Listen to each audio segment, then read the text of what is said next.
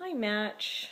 Hi, Lindsay. Hi. I look at you and restate the questions. No, you should look here. Look down here. There you go. I like this better. This is like at home with Match.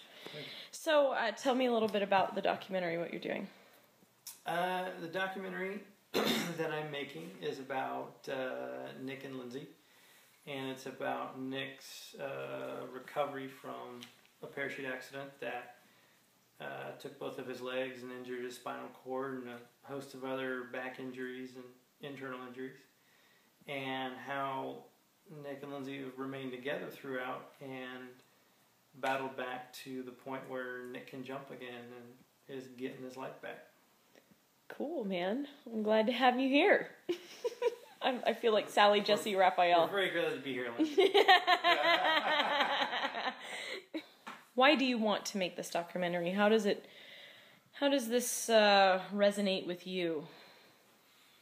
Well, one thing I thought was particularly inspiring or different about it was you see people in difficult situations all the time, in every part of the world. You see death and starving and injuries and roadside bombs and to a very small degree, people say, "Oh, that's inspiring," or "That makes me feel good about what I have," or whatever. But I really only feel like that's a very fleeting and small thing. What I found to be so different about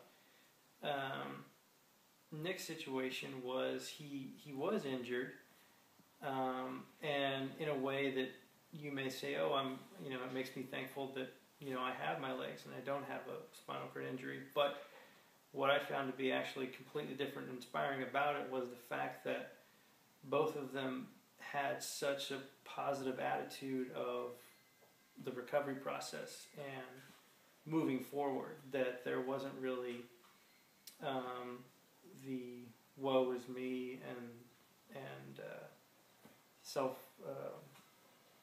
what's the word I'm looking for?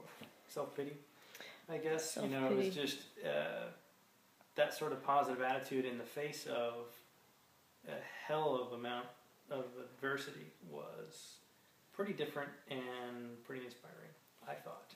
And I thought it was a story that needed to be told.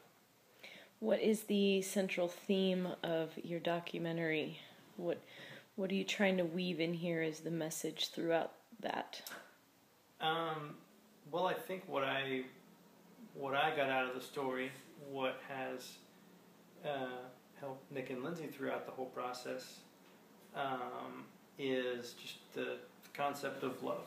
That Lindsay wasn't going anywhere when Nick's accident happened. She was going to help him throughout the entire recovery, and Nick wasn't willing to simply fade into the background and forget about skydiving and the community and friends that he had.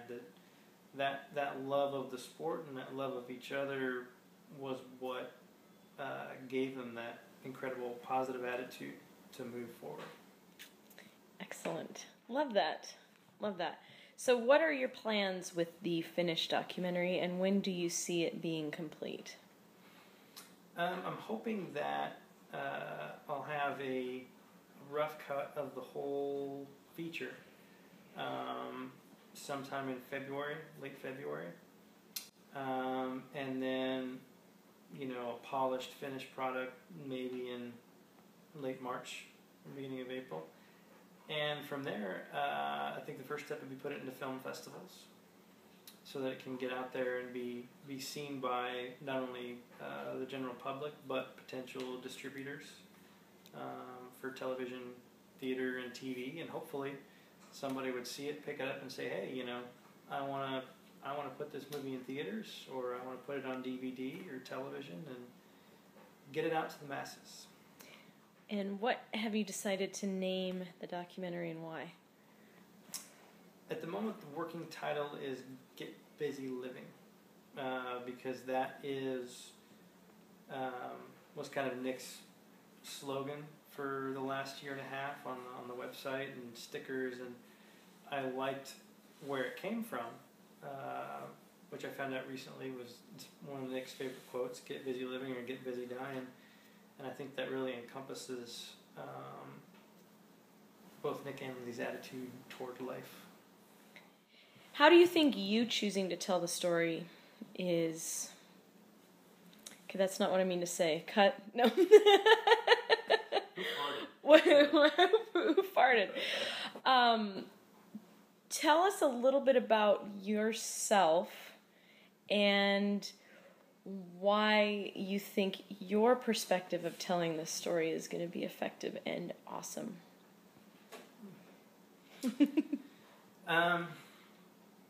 So I've been a skydiver for 12 years now. I guess this coming year, 2013, will be my 12th year of being a skydiver. And I've also been a filmmaker in various jobs for the same amount of time, about 12 years. So I knew Nick and Lindsay for a while before the accident.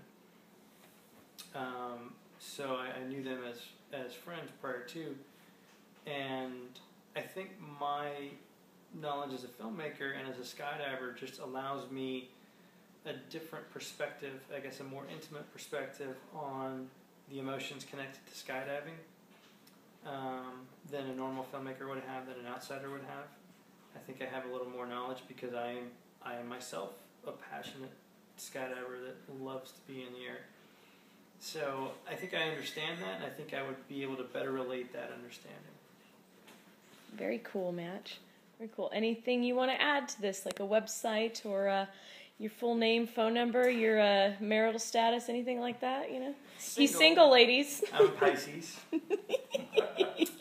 We're known as very gentle lovers. Pisces are. The website is getbusylivingmovie.com, which also will link to nickfener.com, Nick's website, where Lindsay has her blog. I'm very excited to be on that. It's almost like being mentioned on CNN, to be honest. I'm looking forward to that. Not many people get mentioned on the blog. This is not a small deal. I'm not taking that lightly. You know, I'm just looking forward to seeing it all come together. Every time I shoot more of it, shoot an interview, shoot some B-roll, every little piece gets me more excited about the whole because I can see it come together in my head. And I've also told quite a bit of friends about it. And I definitely think I'm on the right track because everyone I've told about it has kind of sat back for a second. So wow, that's a really amazing story. And they also ask me like, well, yeah, let me know when this comes out or I can see it because I'd like to watch this. So I think it'll be good.